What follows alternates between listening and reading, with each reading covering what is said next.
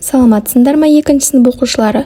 Дүниетанудан 32 және 33 сабақтарды бірге орындайық. 32 сабақ. Қазақстанға саяхат, яғни өзіміздің елімізге саяхат жасаймыз. Сен Қазақстанның туристік орындарымен танысасың. Қазақстанның көрікті жерлері. Міне балалар бізге Қазақстанның картасын көрсеткен және ондағы көрікті жерлерді бөлек алып көрсетіпті. Бірінші бізде Бурабай шипажайы, Жұмбақ тас өте көрікті жер ретінде көрсетіпті, және Нұр-Сұлтан қаласындағы Бәйтерек. Одан кейін Бекет ата жерасты мешіті, Қожа Ахмет Яссауи кесенесі және Таңбалы тас. Жарайсыңдар балалар, осы жерлер бізде Қазақстанның көрікті жерлері. Бұдан да басқа көрікті жерлер біздің мемлекетімізде өте көп, балалар. Жақсы. Енді Ақмарал мен Арманның әңгімесін бірге оқиық. Ақмарал, Арман, туризмнің қандай түрлері бар екенін есіңе түсірші. Арман, туризмнің спорттық, ойын-сауықтық, танымдық, сауықтыру және экологиялық түрлері бар. Балалар, осы аталған туризмдердің негізгі мақсаттарын біліңдер дейді. Туризм дегеніміз балалар серуендеу деген сөзді білдіреді. Адамдар тұрғылықты тұратын жерінен басқа және жұмыс істеуден бөлек басқа елге немесе елді мекенге кез келген мақсатта қыдыру, яғни сапарға шығуды айтады екенбіз. Бізде мына жерде ойын-сауықтық, танымдық, сауықтыру және экологиялық түрлері бар. Спорттық туризмдер туралы айтылған. Спорттық дегеніміз ол денені шынықтыру мақсатында ұйымдастырылған топтық жаттығулар болуы мүмкін, топтық жарыстар болуы мүмкін. Және сауықтыру экологиялық дегеніміз ол өзіміздің денсаулығымызға пайдасы тиетін, денімізді сауықтыру үшін басқа елдердегі, мемлекеттердегі емдеу орталықтарына, демалу орталықтарына баруды айтамыз. Және танымдық дегеніміз білімімізді арттыру үшін әртүрлі мұражайларға, Қазақстанның өзінде мысалы кесенелерге, әртүрлі ескерткіштерді көруге, солай танымымызды арттыру үшін, білімімізді арттыру үшін баруға болады екен. Жақсы, келесі мына мәтінді оқиық, балалар. Қазір Қазақстанда туризмнің барлық түрі бар. Шетелдік туристерді еліміздің көне тарихы мен мәдениеті, табиғатының сұлулығы мен алуан түрлілігі қызықтырады. Тарихқа қызығатын адамдар көбінесе Қазақстанның оңтүстігіне саяхат жасайды. Көне заманда ол жермен әлемге әйгілі Ұлы Жібек жолы өткен. Оның бойындағы қалаларға, ашық аспан астындағы мұражайларға саяхаттау танымдық туризмге жатады. Қазақстан табиғаты адамдарды сұлулығымен ғана қызықтырып қоймай, денсаулығын да жақсартады. Солтүстікке шыршалы орманы мен тауы мен көгілдір көлі мен көз тартатын Бурабай сауықтыру орны бар. Оны туризмнің сауықтыру түріне жатқызады. Қазақстанда емдік қасиеті бар сулардың шипажайы көптеп саналады.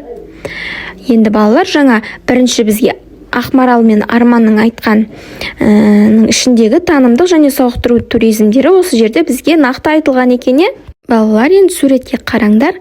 Сарыағаш шипажайы мен Бурабай көлінің суретін бізге беріпті. Қандай әдемі, балалар?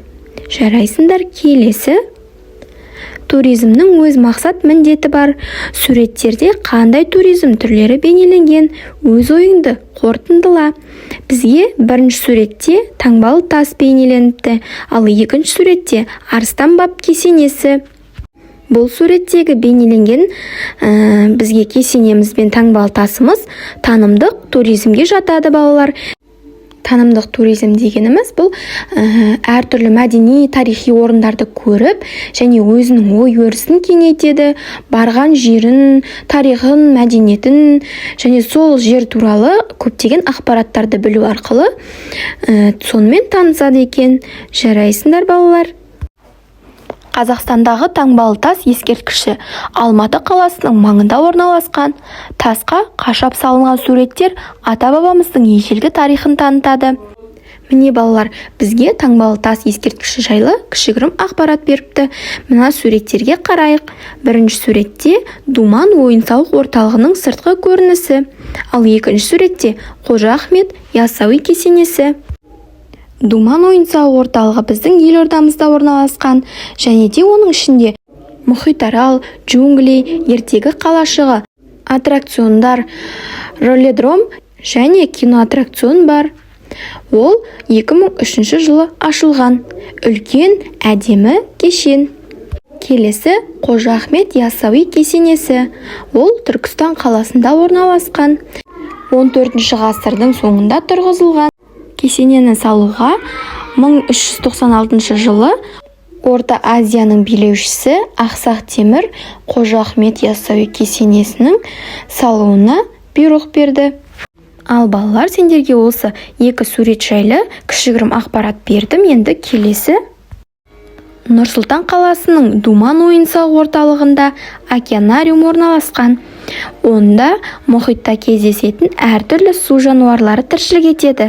Балалар, океанариумның қазақшасын жаңа айттым, Мұхитарал деп Думан ойын-сауық орталығындағы бар заттарды айтқан кезде айттым. Қожа Ахмет яссауи кесенесі Түркістан қаласында орналасқан. Бұл Қазақстандағы әйгілі тарихи ескерткіштердің бірі болып есептеледі. Ал мына суреттегі Медеу мұз айдыны.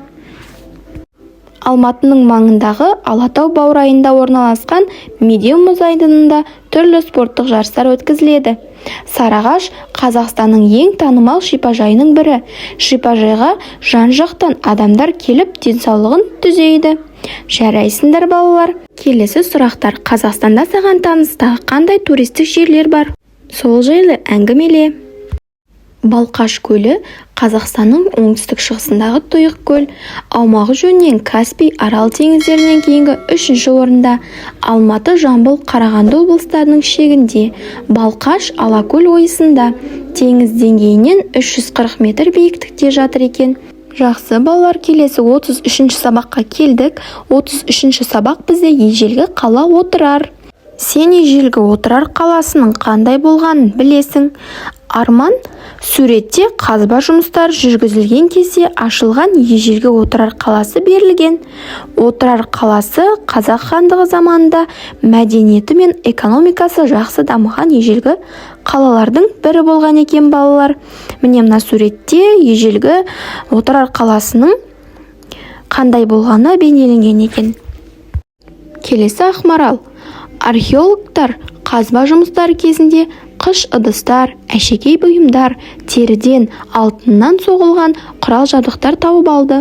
Бұлар Отырар қаласында ағаш, темір, қыш бұйымын жасайтын шеберлер тұрғанын дәлелдейді. Қыштан керекті бұйымдар жасайтын шеберді көзеші деп атайды. Мұндай ыдыстар қазіргі кезде кездесе ме?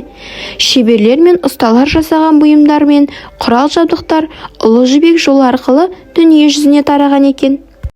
Міне балалар, бізге суреттеп көрсетіпті. Бірінші суретте көзеші, яғни қыштан жасалған ыдыстарды жасайтын ұстаны айтады екен. Ал екінші суретте сол қыш ыдыстарды бейнелеген.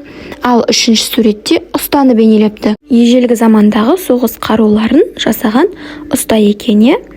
Археологтер Отырардан күміс тиындардың қоймасын тапты. Демек, мұнда күміс тиындарды шекіп жасайтын теңге сарайы болған. Күміс бетін әшекейлеу үшін оған арнайы құралмен өрнек салынады. Оны шеку деп атайды. Өнер шеберлерінің қолдан жасайтын бұйымдары шығару әлі күнге дейін жалғасын тауып келеді. Келесі білезік, алқа және сырғаны бізге бейнелеп көрсетіпті. Отырар қаласында ұста, зергер шеберлердің көп болғаны нені білдіреді? Отырар қаласының орнынан әртүрлі әшекей бұйымдар, зергерлік бұйымдар, қару-жарақтар табылғанынан, қыш ыдыстар табылғанынан шеберлердің, ұсталардың көп болғанын осылардың өзі білдіреді екен. Ағаш шеберлері не жасайды? Ағаш шеберлері ағаштан жасалған ыдыстар, ағаштан жасалған заттарды жасайды екен. Темір ұсталары мен зергерлер ше, темір ұсталары темірден жасалған қару-жарақтар, ыдыстар жасайды. Ал зергерлер бізде көрсетілгендей білезік, алқа, сырға деген сияқты зергерлік әшекей бұйымдарды жасайды екен. Ал балалар, біз сабақты аяқтаймыз. Маған тіркелуді ұмытпаңдар. Сау болыңдар.